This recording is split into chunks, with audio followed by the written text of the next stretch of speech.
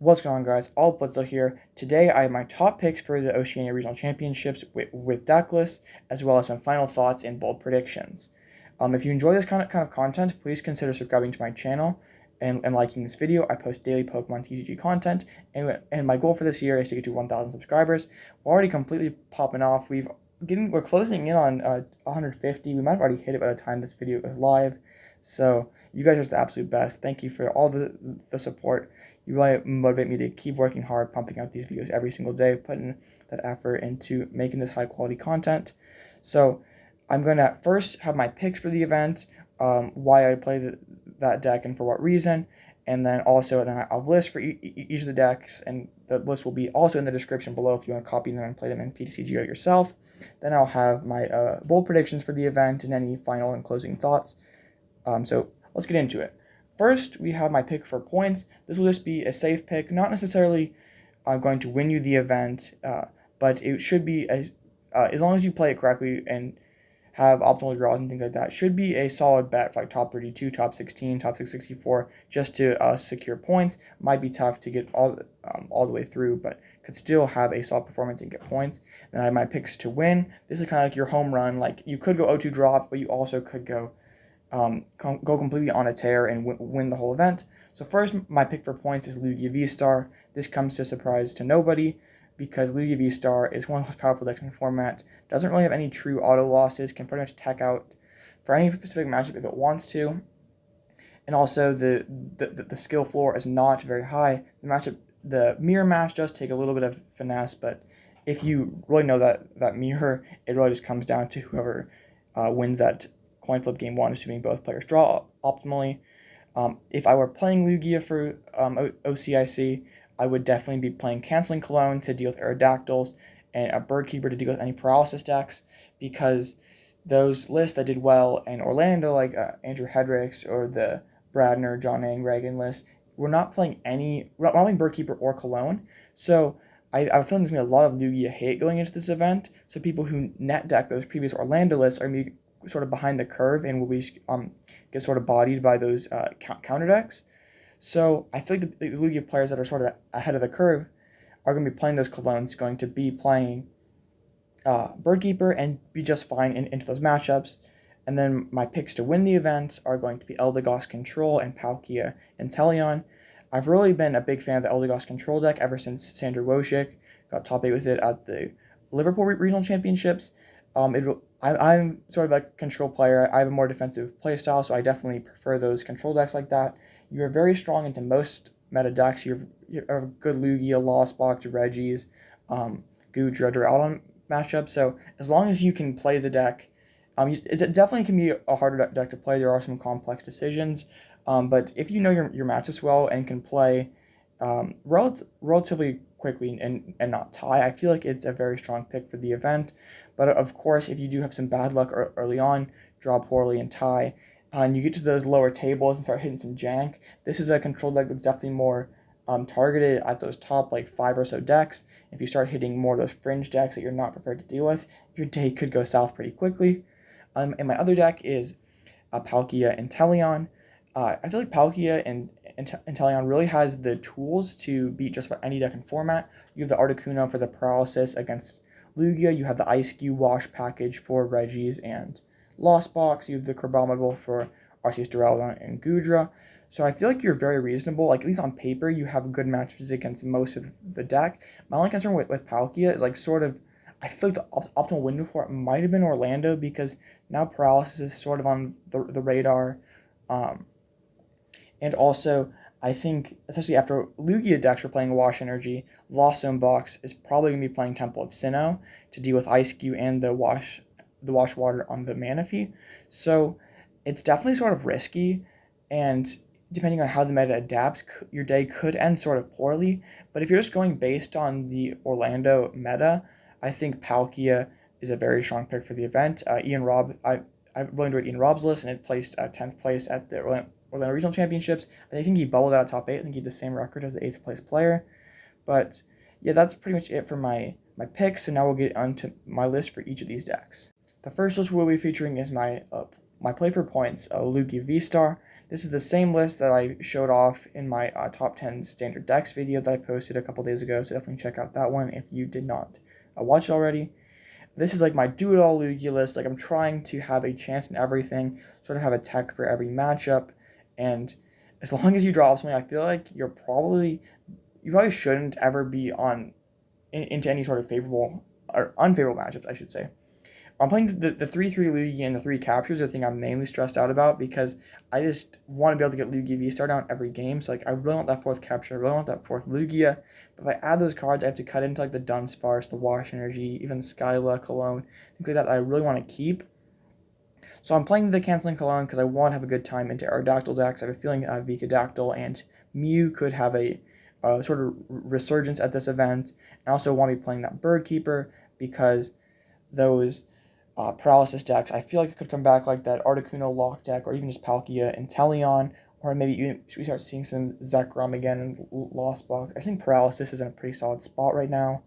I'm of course playing the Stoutland, Raikou, Yveltal. The Raikou Cologne package is just so strong. I really like to fit a 3rd boss, but I think that's a bit of a luxury right now. Third boss would make the Raikou Cologne play a lot easier in that Lost Zone box matchup. But that matchup is still pretty fine for you. You have the Stoutland to double dip into those Comfeys in the early game, and then we can put the Wash Energy on our Manaphy to deny any sort of Moonlight Shuriken or even Aqua Storm plays if you're in that Kyogre matchup. And we do have those 2 Marnies to disrupt their hand if they're going to try to build it up with those flower selectings. Yeah, a lot has been said about Lugia. It is one of the most strong decks we've had in a long time.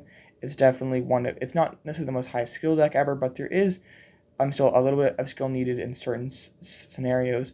But I do think it is probably the safest pick for the OCIC. Next up, we have Eldegoss Control. I played this deck pretty extensively since the Liverpool Regional Championships. I played a lot against it. I made a couple videos on it too, so definitely check those out if you haven't already. This list is I'm keeping the Flying Pikachu element from Sanders' list, but I'm also taking sort of an inspiration from the Orlando list, like the Azul, and their testing group played. I think the Lost City is a solid inclusion to Lost on any of the annoying attackers that can bust through your Pikachu, like Dragonite, or even if you face that Lost Zone box that's playing Parasol, you can Lost Zone their Sableyes, so they can't Lost Mine through your Pikachu. So I think Lost City is a pretty beneficial card. I'd really like to add a Silene to have more usage to it, but I don't think that's a luxury that we cannot afford, unfortunately. I have also cut the Calyrex that I was playing for a Starly. Starly is just a little more versatile with that Bird Keeper, the 1 retreat. The HP is only really a difference in the Vikavolt matchup, where it can live potentially multiple paralyzing bolts, but I feel like that's pretty niche compared to the 1 retreat, and Bird Keeper will help you more consistently. I am sticking with the Pikachu because I'm more afraid of Temple of Sinnoh and Lost Zone box than I am like Lost Vacuum. I do think that Temple of Sinnoh will start popping up because people want to deal with those Ice Cues and those Wash Energy on the Manaphy, and then the Ice Cue, and so the Ice Cue in your list becomes a lot worse. But the Pikachu package is not very bothered by that. You just have to find a Stadium Bump to get rid of their Temple, so you can still Max Bloom because then your speeds will be colorless. So I've made quite a few videos on this. If you want more in-depth take on it, I have made. It won't be the exact same list as this, but the premise will still basically be the same. So definitely check those out if you want to learn more about the deck. If you have any questions about this one, it's probably the one I'm most well suited to answer your questions effectively. So drop them down below, and I'll be happy to answer them.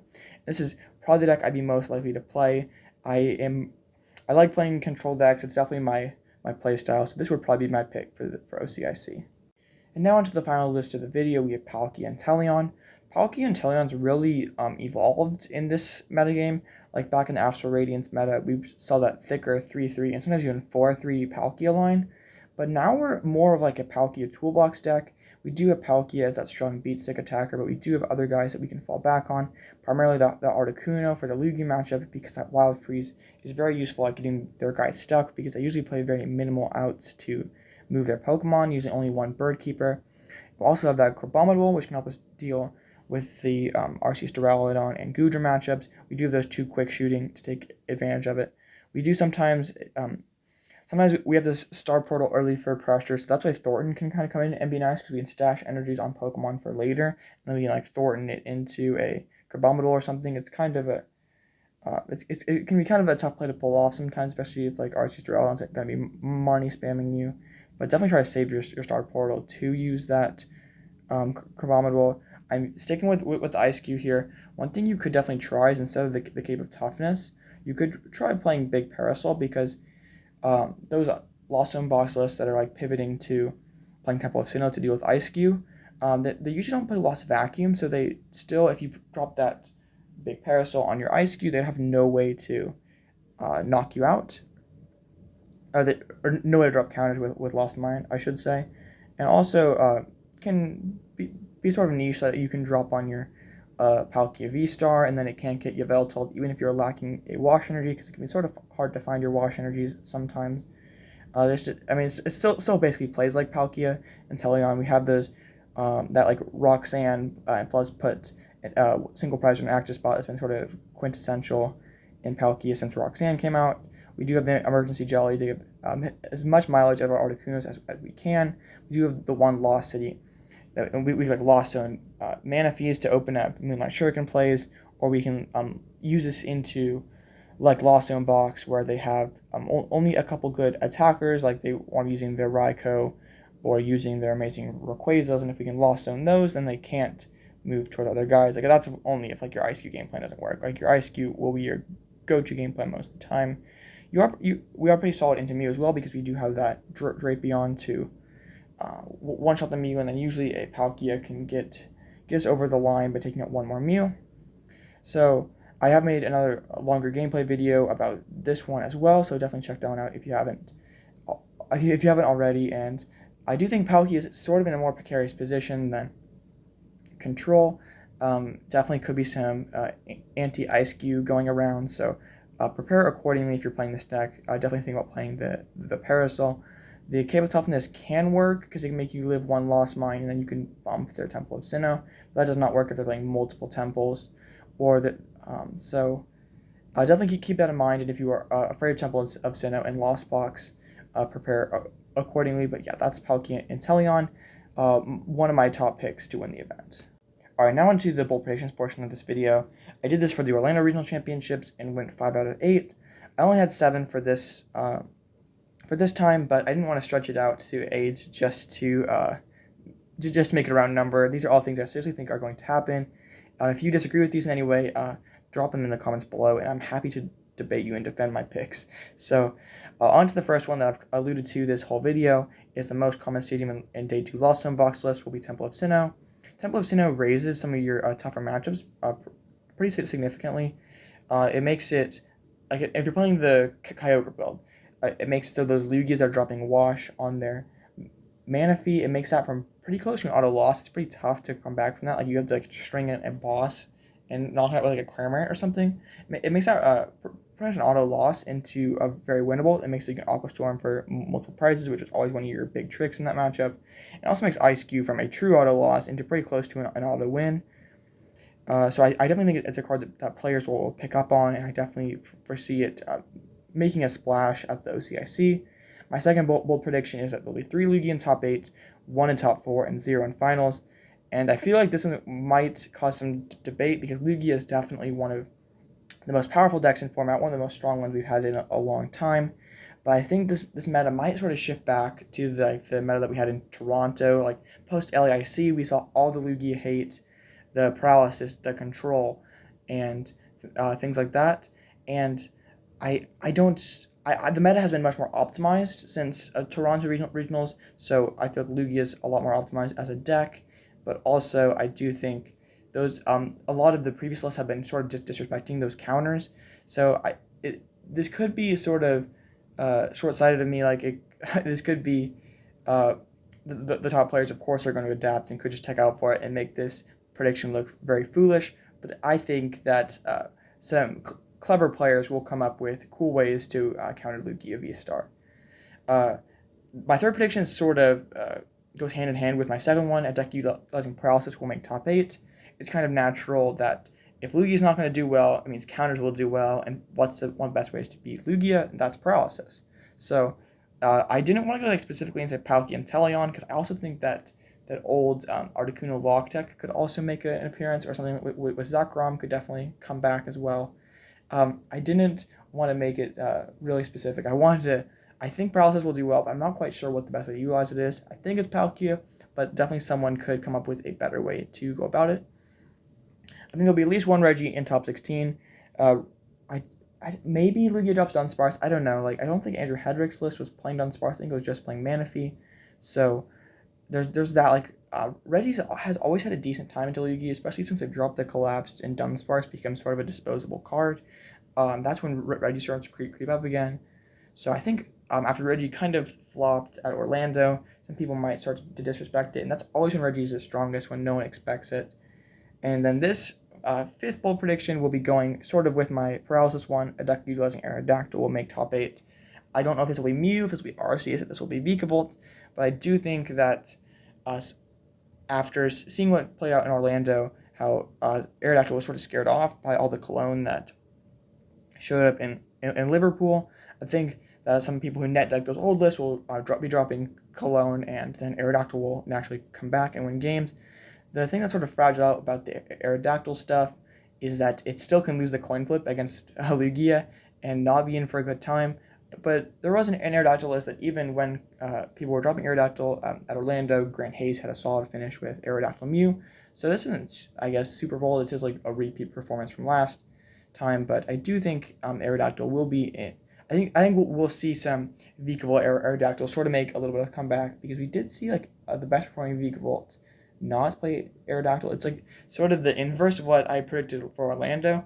I predicted that no Vikavolt, or the best placing Vikavolt, will not have Aerodactyl, and that was right. So now I'm kind of flip-flopping. I'm saying that Aerodactyl will be in top 8, which kind of naturally makes Vikavolt a top contender for that spot. Number 6 will be Lost Box. Lost in Box won the event. I think Lost in Box is due. I know it's hard to win an event with Lost Box because of all the micro decisions that go into playing it. It's easy to tie because it takes so many decisions. It's tough to play at a high level for 14, 15 rounds. But there have been so many close performances, like Nicholas Moffat the last couple tournaments.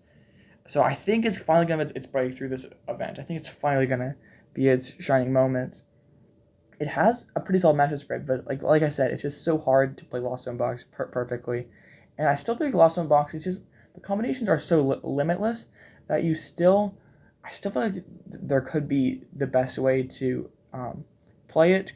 Could still be found. And Zamazenta from Crown Zenith definitely flopped at Orlando, and I definitely feel like the best way to play it could still be out there.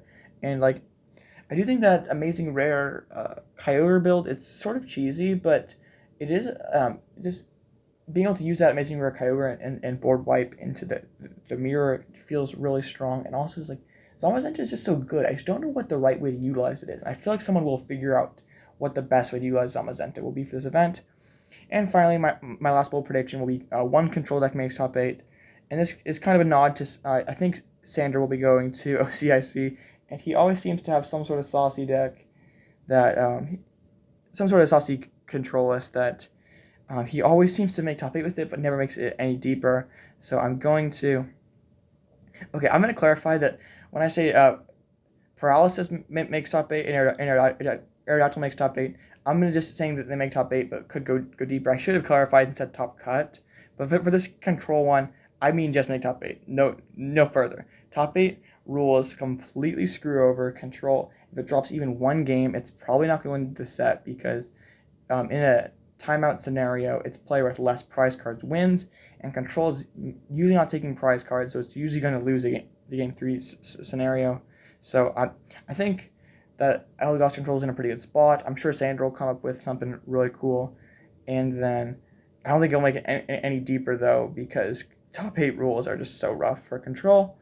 And that's pretty much all I got. I do think this will be a very interesting event to see how the meta develops, how it adapts to that dominant Lugia showing at Orlando. I still think there's some optimization to be done in Lost Box, and Lugia is kind of just flip-flopping. Like, I counter the counters, and then the counters scared away, so I go back to more consistent build. That's kind of just like Lugia's cycle that it goes through. But yeah, that's pretty much all I have. If you're going to OCIC, let me know. Let me know how you do. I'd be happy to hear how you do. And if you're going to any future events, let me know down below. I think Knoxville is 1 week or 2 weeks after this one. And if you want to reach out to my email, I'll drop it in the link below. I'm more than happy to give you any sort of advice, or if you have any questions that you want to get to me more directly, then that's definitely the best way to do it. I hope you have a great rest of your day, and this has been all Blitzel, and I'll catch you in the next one.